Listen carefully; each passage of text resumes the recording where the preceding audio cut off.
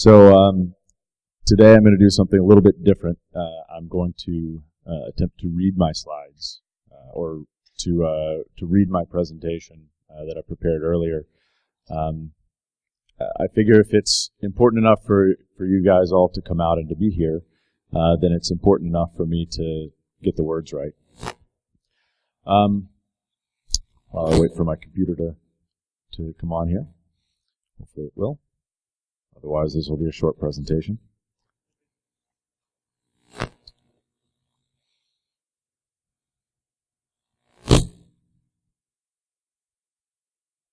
This might be a very short presentation.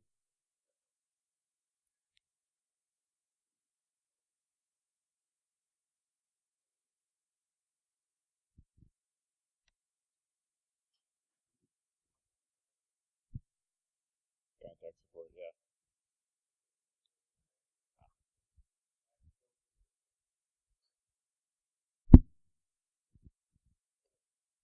I think the problem is when you set one computer on top of another computer and they both have magnets in them, things don't work so well. So, what's that?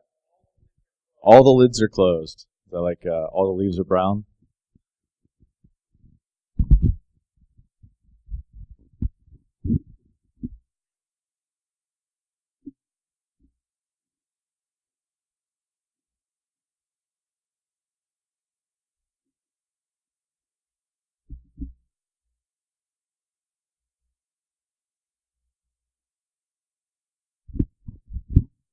All right, there we go. So the other day I was talking to a friend of mine, and he's somebody who's really not in the technology world, in the technology domain at all. He's just kind of an average person that you might run into at someplace like not a HackerCon. And I was talking to him. He said, you know, every time I use something like the internet or my mobile phone, which now has the internet on it, and I don't really understand that, I feel like it's like all this magic stuff that's just going on, that's happening. I don't necessarily know how it works, but it's kind of cool. I like to explore it. I like to have fun. I like to play around in it. And then when I see and talk to you, it seems like you're just doing all this magic stuff. You know, computers are magic to me, and you can manipulate the magic. You're like a double level of magic. And then he said, actually, it feels kind of like I've been dropped into the land of Oz, like I'm Dorothy. And I land there, and everything's in Technicolor. It's not in black and white. You've got all the munchkins running around and like singing songs, and they're handing me lollipops. And I don't necessarily understand it, but it seems kind of cool. It seems like a place I want to run around and explore. Seems like a really fun place. But then, in a puff of smoke and fire, the Wicked Witch comes in, and she's green face and literally a black hat, and she's like the black hat hacker, right? Everybody's scared, everybody runs from her, and then the white witch comes in, and she banishes the black witch, and that's what I feel like you guys are, you hackers. I don't ever know which one is the black hat, which one is the white witch. You're just a bunch of witches doing magic. And I don't really understand it, but I'm glad that the good witches are there. When he said that, I didn't quite know what to say. He was comparing me to a witch, which, is not my favorite comparison. I've been called worse things, but, on his level, that makes a lot of sense. In his lifetime, he's about the same age as I am, 35, 36. Technology and computer technology has turned over 3 times, right? We've gone from mainframe computers that took up entire rooms to desktop PCs that took up the entire desktop, right? I mean, if you remember these things back in the 80s, it was a tower like 4 feet tall with a monitor that was like tiny, and then we kept moving in like 21-inch. If anybody ever had a 21-inch CRT monitor, you know what I'm talking about, the entire desk. And now we have phones, tablets, really, really small devices that have all the power that those did or more. Plus, you've got supercomputing on demand in the cloud, right? Some might call that over the rainbow. We've got connectivity like we've never had before. It started out, you have a computer or a mainframe, and it can't really talk to anything. Your desktop computer, when you first got it, couldn't talk to anything. Now, we've moved to wired and wireless computing, where I can get Wi-Fi. But we've even moved past that, and we've moved to ubiquitous connection, always-on connection. I've got a phone up here. It's always hooked up to the network, unless I'm on an airplane, in which case it doesn't work. But that's really amazing. That's 3 generations of technology that we've cycled through in less than 30 years. And we're getting ready to embark on something very different than that. Wearables, implantable computers, a body area network, personal area network. I mean, the computer chip in my shoe is going to talk to the computer chip on my glasses, and it's going to tell me how many steps I've walked. To me, that's amazing. I probably won't survive this next trip through the next generation of technology, just in terms of being able to keep up with it. I've willingly given up a lot of my technical skills, and I no longer explore new devices, new technology the way that I used to. I'm still interested in it, but I can't get down to that level anymore. I can't do it. So if this were the movie, this is the part where I'd be saying, "Leave me behind. Don't wait for me. I'll just slow you down." And then you guys would all run off and do the cool stuff and hack the implantables and the wearables. Or maybe I'll just join my friend and we'll go to Oz, skipping around together and following yellow brick roads and trying to stay away from the black hat witches. But this is a really pretty massive intragenerational shift, and it's had a really big effect on humanity, our culture, and our social contract. What it means to be human has fundamentally changed. The human experience has fundamentally changed. And as we integrate technology more and more into what we do every day, the human experience ends and augmented reality begins. But where is that changeover? It's not something that's easy to see. When you are able to access your entire life story in HD quality on a digital device, because you've been wearing Google Glass around for all of your life, is that a memory, or is that something extra? Is that,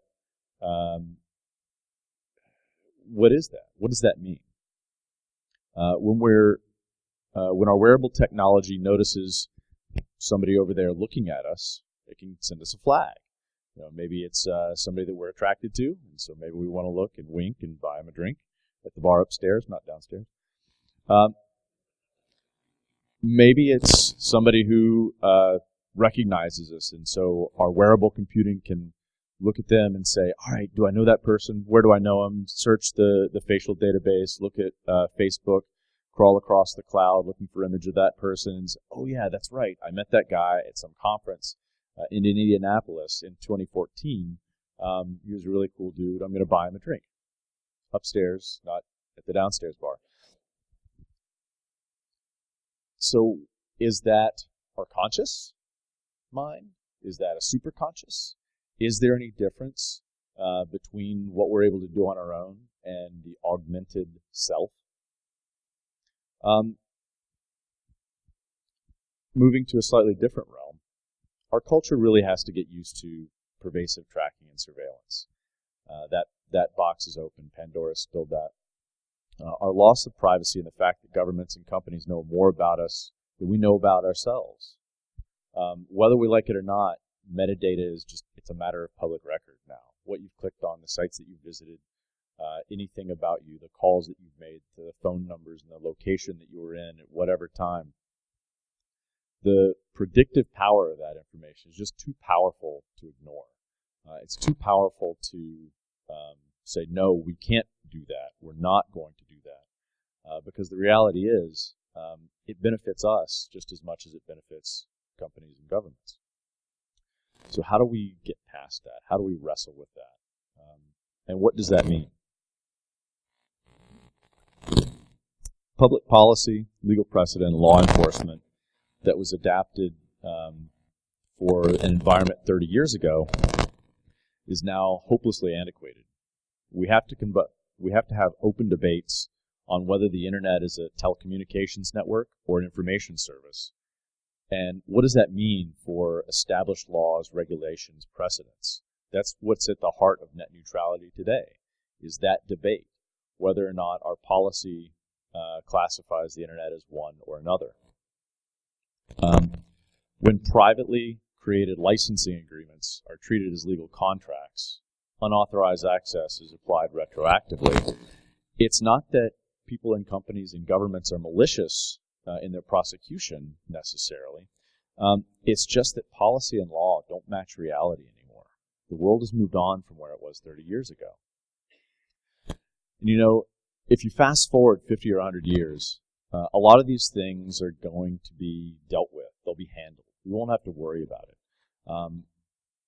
When our grandkids or great-grandkids, as awkward teenagers, look back at this time in history, they'll think that we're goofy and confused about our technological development and our place in the world. Because they'll have already figured it out, or someone will have already figured it out, and it will just be the system in which they grow up.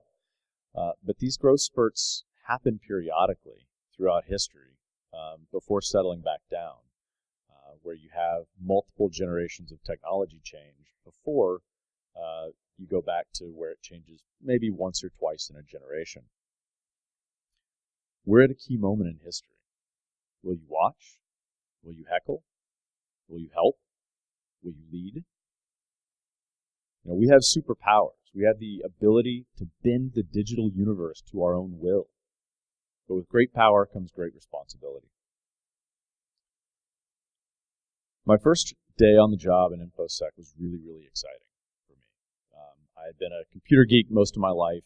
I had, been taking these things apart since I was 12, putting them back together. Usually, no extra parts, although sometimes, that's why you have a bucket, right? Breaking them just as often as I was building them, and then having to fix them, which uniquely prepared me for an environment of, break, fix, tech support. Also sometimes breaking into them. I like to say before I was a security professional, I was a security amateur. For example, my first year in college, living in the dorms, everybody would be woken up at like 3 a.m. from these guys playing, Warcraft 2, I think was the game back then. And it was just, they would crank it at full blast. Well, I had a Windows NT workstation, and they all had Windows 95 workstations. So if you remember around that time, there was something called the ping of death, which would kill anything that was Windows 95, but Windows NT was fine, right? So a couple of ping of deaths, and you hear these loud screams, "No, what happened to my game?" And then everything quiets down and everybody goes back to sleep. That didn't really make me a hacker. That kind of made me a hero within the dorm. That was pretty cool.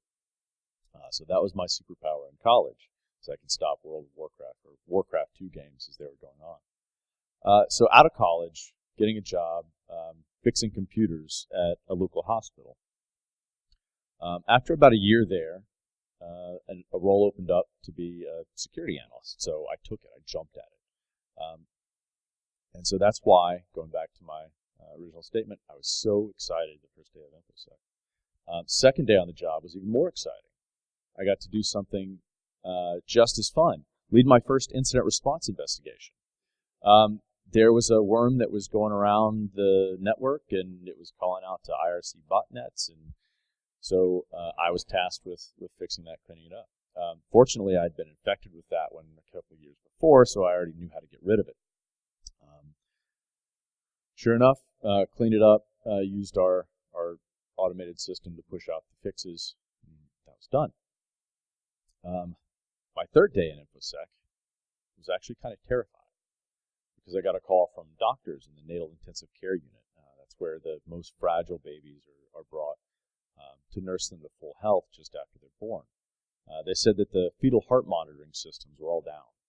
Those are the medical devices that keep tabs on the newborn's vitals so that the doctors and nurses have an early warning so that they can fix anything that comes up. The doctor on the phone said he knew it wasn't my job to really support them. It was the vendor. They had to manage it, but they couldn't get in touch with them. They didn't help. So I stepped in. Quick investigation showed, yep, medical devices have the same worm that was going around the hospital yesterday. So called the manufacturer, talked with their support team. They said, oh, well, you know, this is a medical device, so we can't really fix it. If we patch it, then we have to go through FDA recertification, and we just can't do that. I said, okay, well, we've already dealt with this problem before. I know how to fix it. Give me access. I'll just do it. I said, oh, we can't give you access. It's a medical device. It's under support. You'd lose your support contract. So stuck, right? Hit a brick wall, hit the firewall. That wasn't really good enough. Having a hacker mindset means never let one failure stop you on your way to achieving your goal. So I wondered, if the network worm could break into these medical devices, could I? Sure enough, just the day before, Metasploit had released a module for the same vulnerability that the worm used to get in. I knew I could fix the problem technically, but it's not enough to know that I can do something with technology. We still have to ask, should we do that? So I worked with my boss to get permission. We drafted a quick statement and a letter. She took it to the CEO. The CEO looked at it, weighed his options, said, yep, we're going to do this.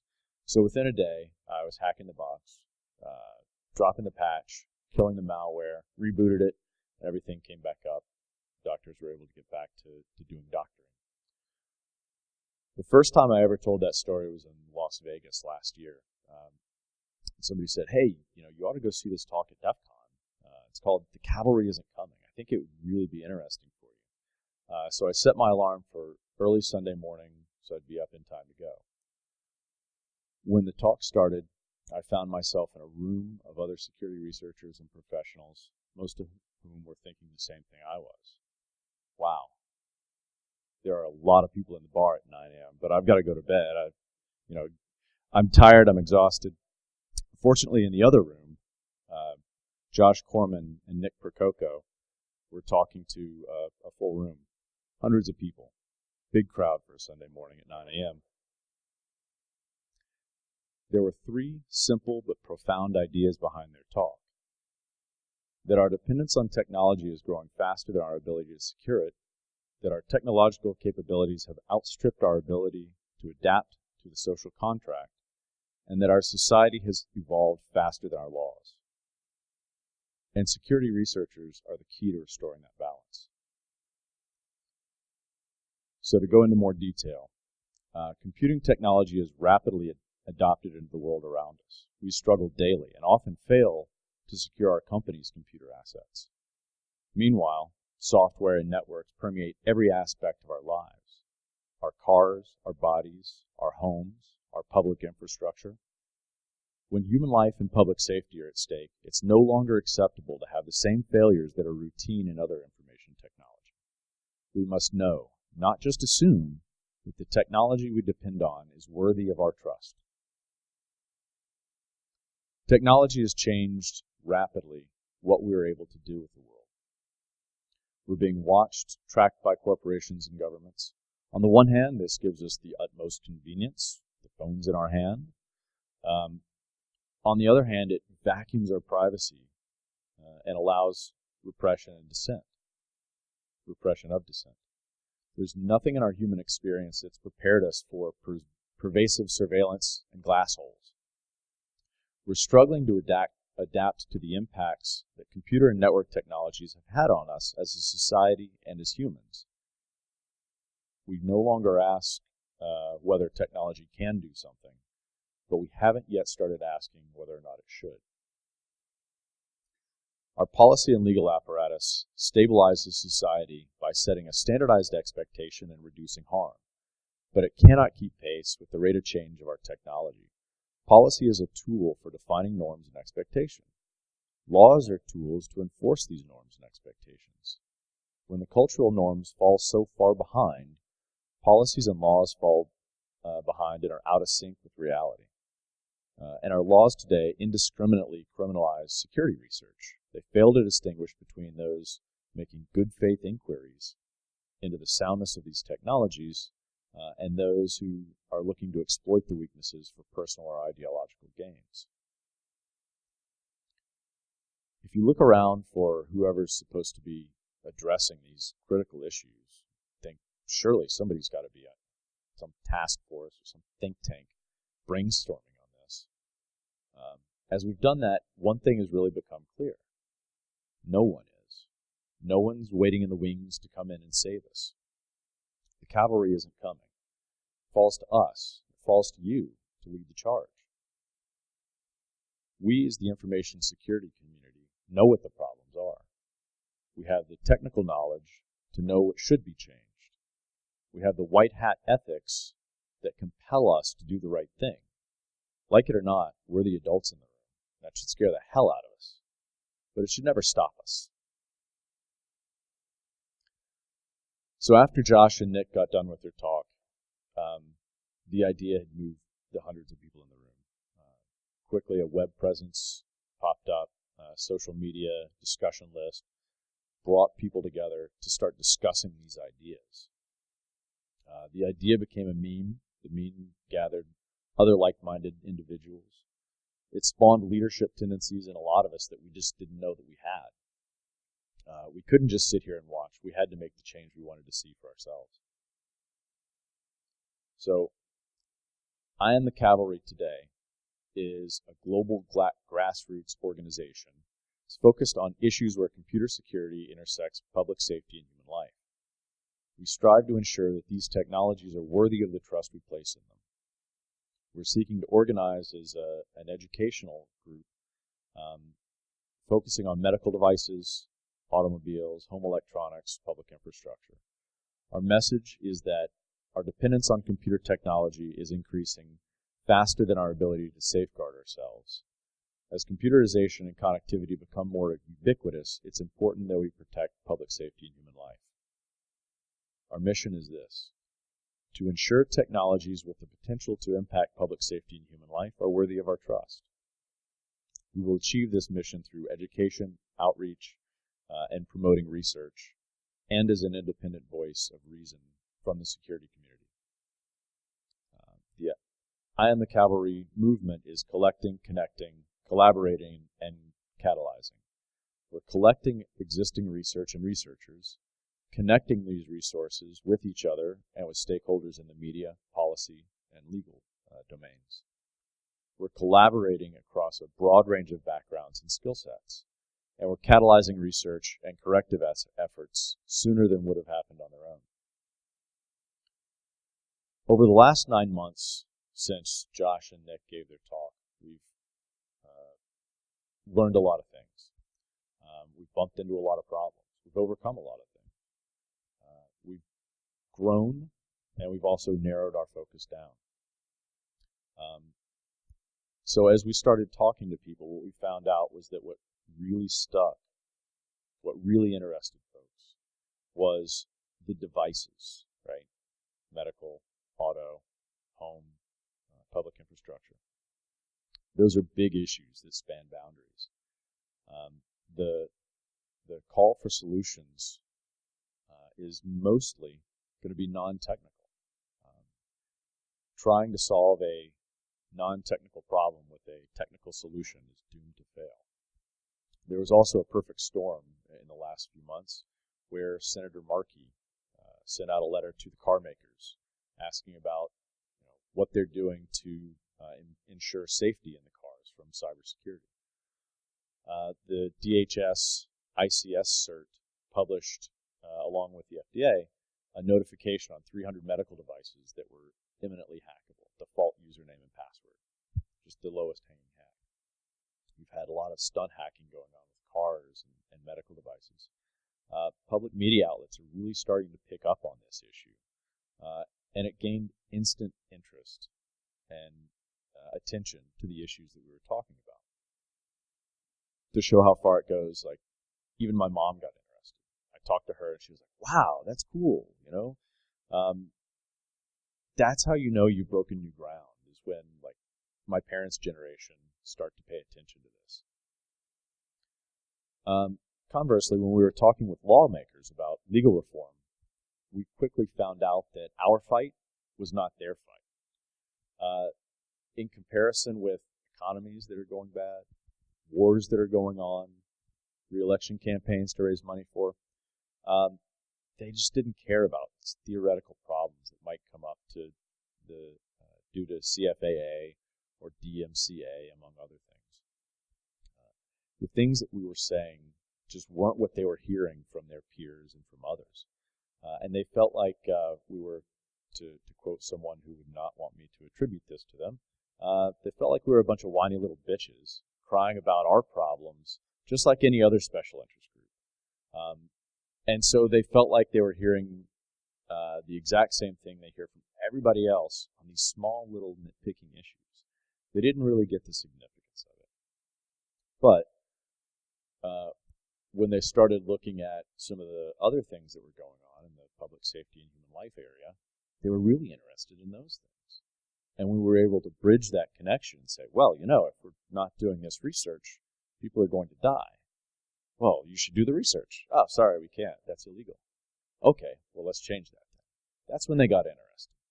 So being able to connect the public good to our legal concerns, that was what really brought us the opportunity to talk about that. A story that I tell that seems to resonate really well in that area is a friend of mine, Jay Radcliffe, almost died when his insulin pump failed. He got a different type and it happened again. Both of these near-fatal accidents were caused by software flaws in the pumps themselves.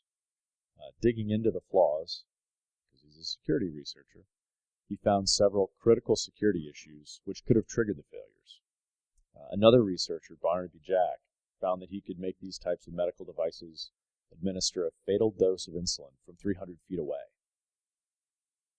When I said that to a crowd in the Space Coast Tech Council, all the air just got sucked out of the room. Everybody said, they didn't realize that, right? I mean, this is the Space Coast Tech Council. This is like literally NASA rocket scientists, and they're not thinking about these types of problems.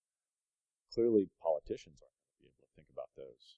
They just don't have the focus in that area. When it came to talking civil liberties, we found out that A, social norms are still shifting quickly, and that B, others are already taking on a lot of tracking and surveillance issues, trying to establish the social norms as well as make sure that we preserve our civil liberties. As the norms shift, there's a wide spectrum of opinions that make getting consensus really difficult among all the stakeholders. And it's difficult to prevent an us versus them mentality, a confrontational mentality. So groups like EFF and the ACLU are already doing really good things in policy and legal circles. It's not to say that security research can't offer anything, and nothing's being done, just that that's not something that most of the folks who are involved in talking on the cavalry namespace, that's not something that we're actively doing. I feel like we just get in the way of the people who are already doing the good things, and so it would be a case where more is less. A lot of people have been really inspired by the cavalry message. Several people have come up and told us, hey, what you guys are doing is really inspiring. Even before they know what we're doing, just hearing that there's people out there who are looking out for the public good, that inspires them. They feel like it's definitely the right direction to go. And at the heart of the I Am the Cavalry movement, it's really about inspiring and motivating and empowering hackers to make the change that they want to see. There's an author by the name of Dan Pink. He writes books on motivation. He's got a really great YouTube video about what inspires and motivates us. And he said that once we get beyond a certain level of satisfying our needs, like a minimum income, some level of safety, whatever, we're motivated and inspired by three things: autonomy, mastery, and purpose. Autonomy is the ability to be self-directed. So feeling like you have control over your life, that you determine your own outcomes, that you can set your own priorities and produce your own results. For us, that means being able to choose our schedule, explore our own interests, work from home every once in a while, those types of things. Mastery is our urge to get better. Having a level of skill at something and seeing progress and development in that level, getting better. For a lot of us, that means doing technically sophisticated work that are challenging and helps build our skills. And purpose. Having a meaning, something that's beyond us, something that's bigger. Making a dent in the universe, as Steve Jobs put it. Or making the world a better place. That's something beyond our day-to-day jobs. Not just making a profit, not just having money, but something that is much bigger, much more impactful to the world. And for a lot of the productive people in the world, that's why they get up in the morning. They find all three of those things. For a lot of us, that's why we got into security to begin with. Playing around with computers, that was fun. It was challenging. We learned things. We had the sense that we could reach out and touch something much broader than just what was sitting in our laps. But over time, our passion has become our day jobs. Our fun turned into work. Now we're putting 60, 80-hour weeks in, trying to circumvent corporate bureaucracy more than we are trying to circumvent firewall rules. We're giving everything we've got, just sliding backwards, trying to stay up. See another hack in the news, credit card breach, millions of records lost. Another 100 security alerts in your dashboard. It's a Sisyphean task. We're like Sisyphus in hell, rolling the ball uphill every day. Just in the morning we wake up and it's at the bottom of the hill again. We've got to do it. It seems pointless, purposeless. We're not learning anything. We're not growing, developing. We're not even self-directed anymore. At some point in my career, I realized that the medical device hack I talked about earlier was probably the peak of my professional career. In the nearly 10 years since, I haven't done anything as impactful to the world as that. I hadn't made a change that affected people nearly as much as that did. On my best day, I was helping companies get to the bare minimum to just scrape by, pass their PCI compliance, so that they could get out there and make a little bit more money. And on the worst days, my clients got breached. Millions of people were affected. And that was a mean reality, realizing that. And I was burned out. Burnout isn't something that we talk a lot about in the industry. It's come up recently. But we usually just get frustrated, hit a brick wall, feel lousy about it, and then get together over drinks and make another stupid user joke. Everything would be fixed. It's stupid users. But that's not really what's going on, right? We feel powerless. We feel frustrated, and we feel overworked. And burnout's had some pretty devastating consequences for us as an industry. Some people never get burned out. That's great. They find what they love, they do it every day, and they make sure that they keep having autonomy, mastery, and purpose. But others do, and we have to just claw our way out of it. And I think that's the inspiration that people see in the I Am the Cavalry namespace and movement. It inspires hope. And it inspires hope in a lot of people who haven't had much hope to go on for a long time. To make real progress on something positive and powerful. To staunch problems before they come up. To learn something new and valuable. To move from the trough of despair to the slope of enlightenment and the plane of productivity. It really is inspiring. But the I Am the Cavalry namespace is just one in a much, much broader movement and community. As I go around and I talk to people, much more I'm finding that there are people who have done things without us having to initiate it. Right? They just felt on their own that they needed to go do it. And that's great.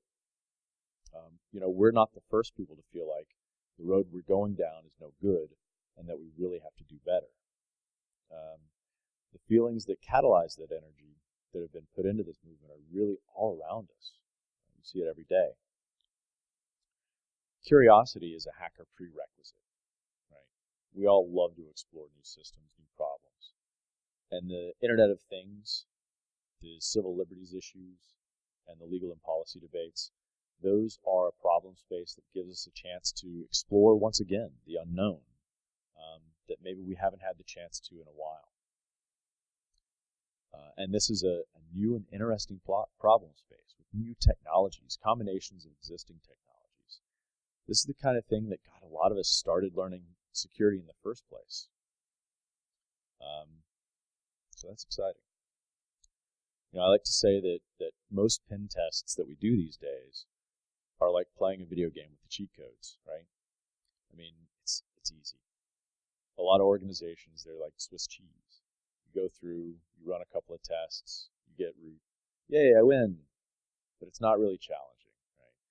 It used to be fun, but it's no longer fun if you're always going to win. With this problem space, it's like playing the game without cheat codes again. It's fun again. It's interesting. Not only that, the problems aren't trivial. The things we're trying to do are not getting access to a firewall. It's getting access to an insulin pump, breaking into a car.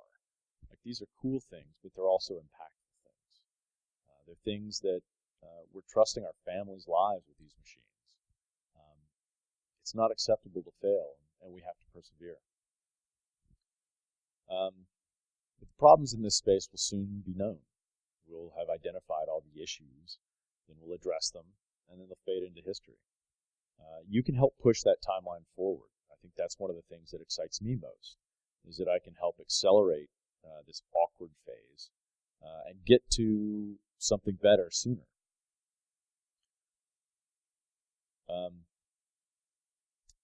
It brings a certain sense of accomplishment to know that we've been able to do that, to know that we've been able to impact the world.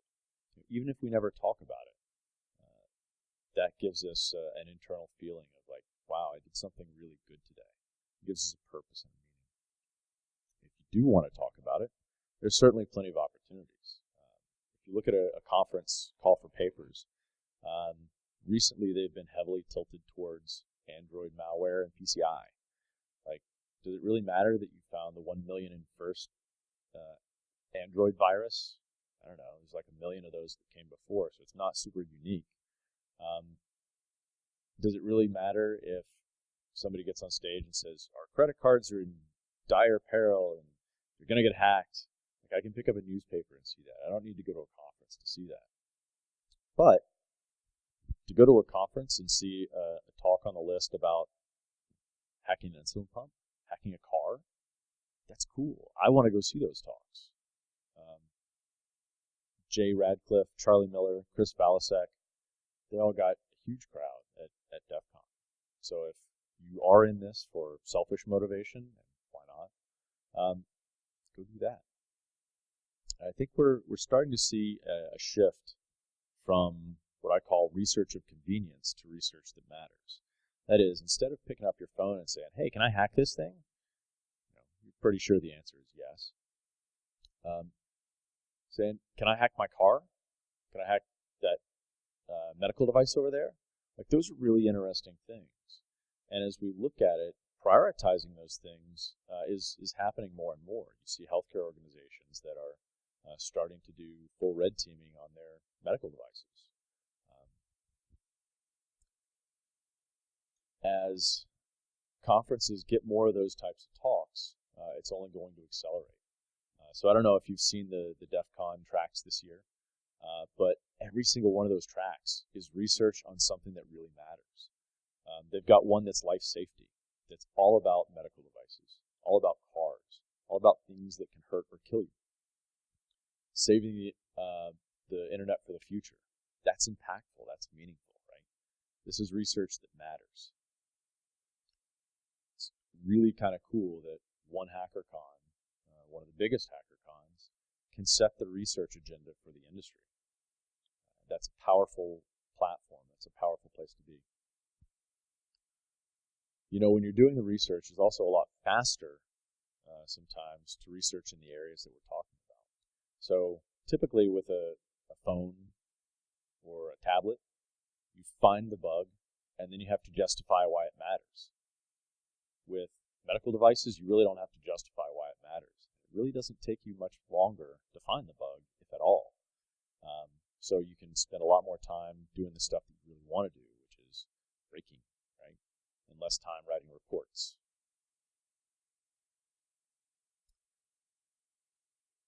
Trying to make this change also means building muscles. Muscles that you don't typically use, such as engaging in the media API. How does the media work? How does PR work? Fuzzing the chain of influence. Traversing policy and legal systems. Bridging the interfaces between research and real-world application. We're using the same methods and approaches that we know in the technology, but we're applying them to meat space, to the non-technology world. And those skills that we're developing expand outside of just doing research, right? So now you can, if you can talk to the media, if you can talk to your parents, if you can talk to your kids, you can talk to the CEO, right? You're going to use the same language, the same approach, the same types of things to do that communication. It helps you improve. Understanding how to navigate complex political and legal systems help you when you want to organize a community action for a new playground.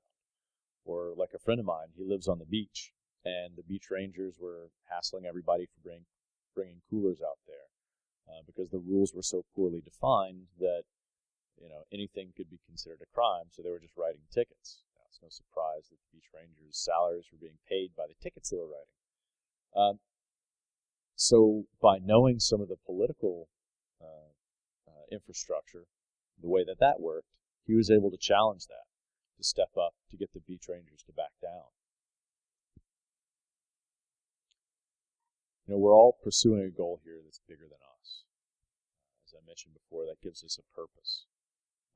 We're exercising old skills, learning new ones, pursuing things that we think are really important, and we're achieving a measure of success.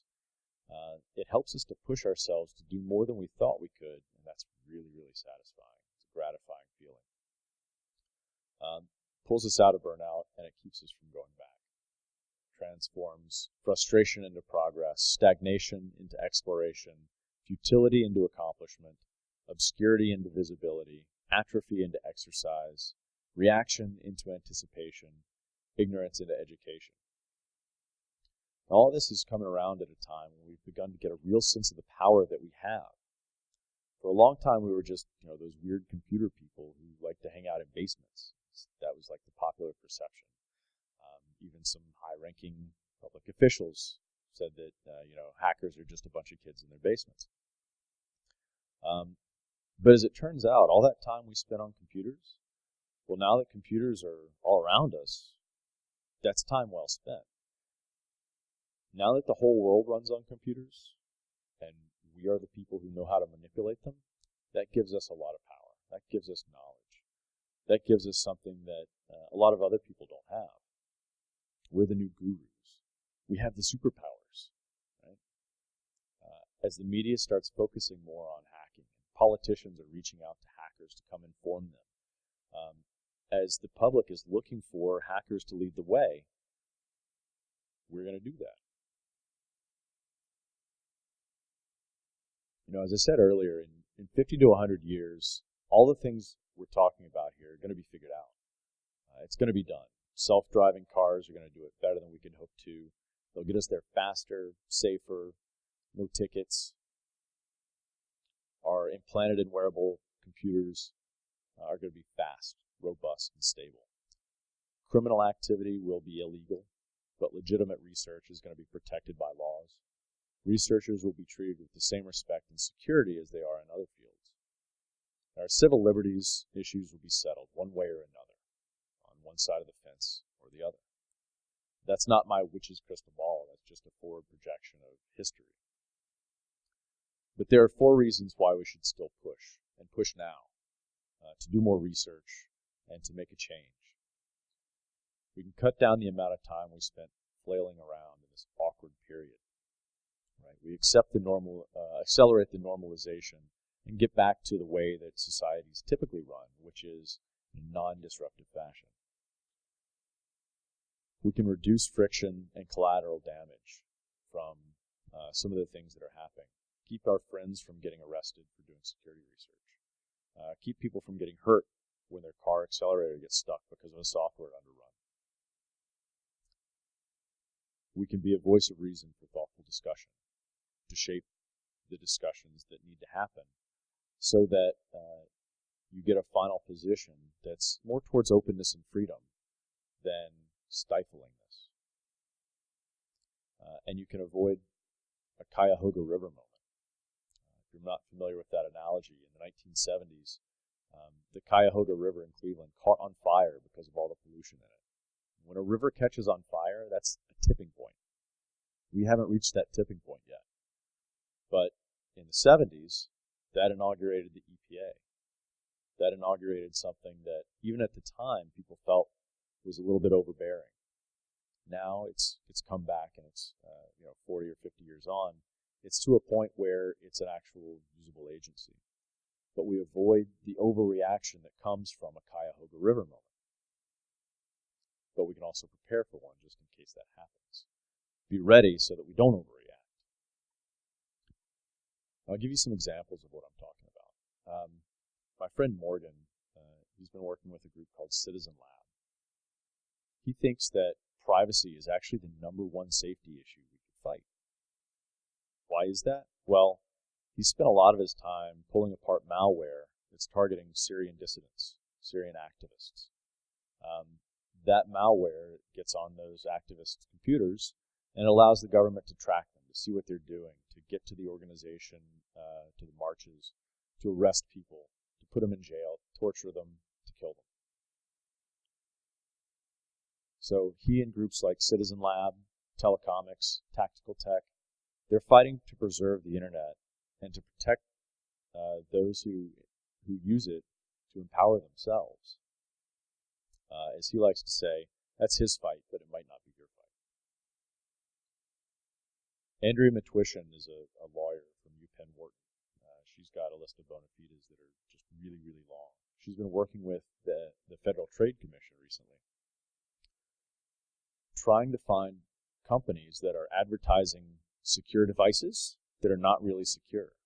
So if you've heard of like the baby monitor that somebody managed to just get another baby monitor and jump on the channel and start screaming at the baby, the FTC went after that company because it had advertised that the communications were secure.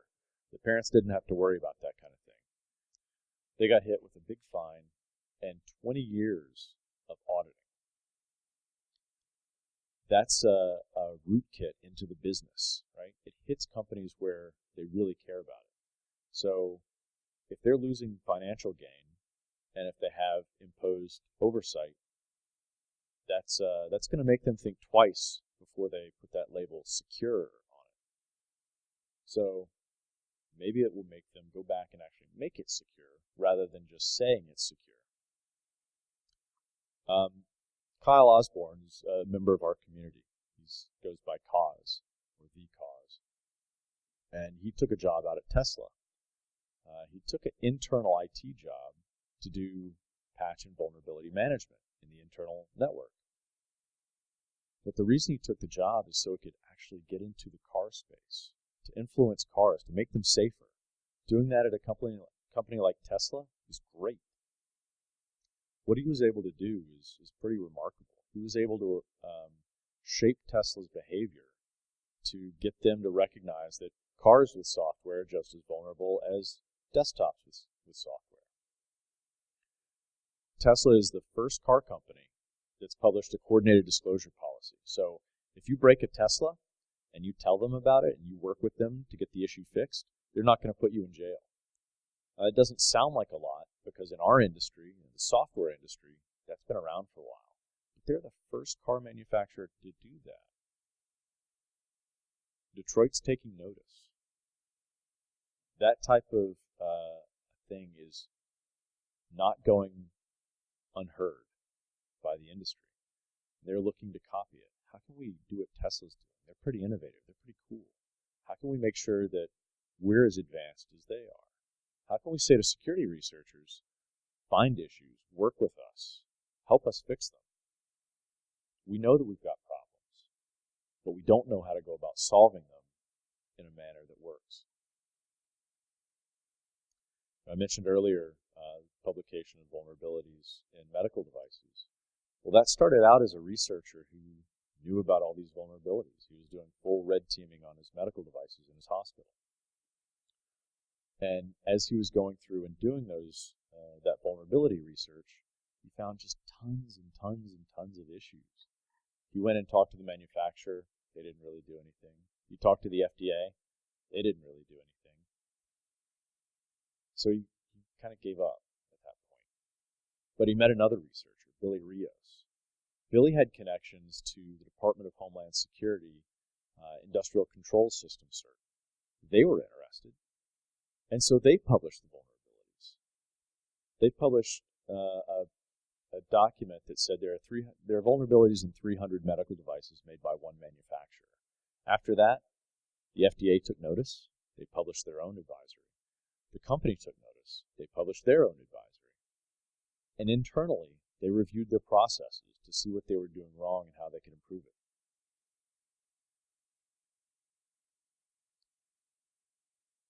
If you think about one of the biggest challenges, one of the organizations and industries where it's the hardest to get security into it, it's the really small Internet of Things device makers, right?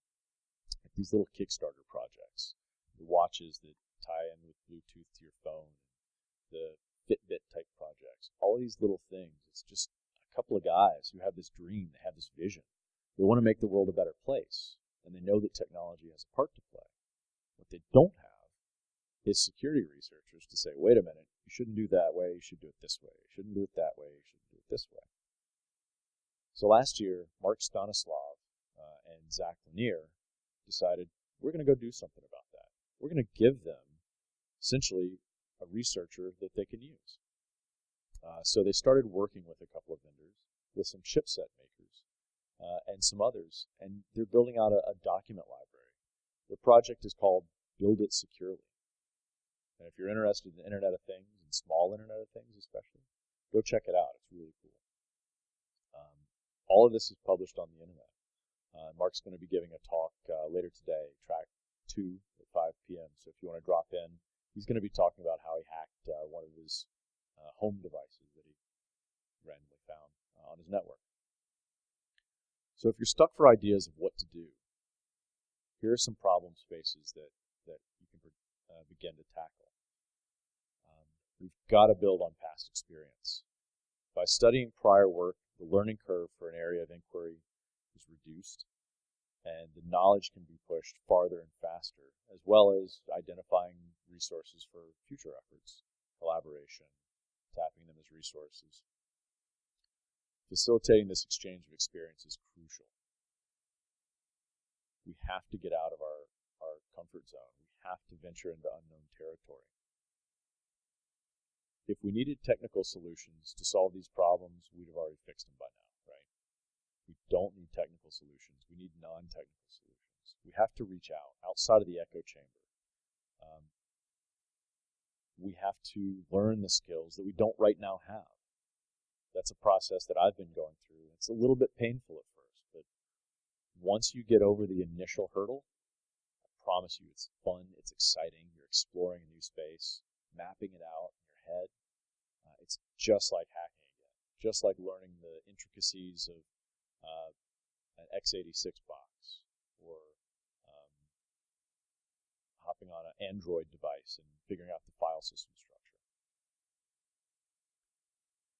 We must publish our ideas. Our knowledge and beliefs can't be verified if they're not subjected to rigor and scrutiny.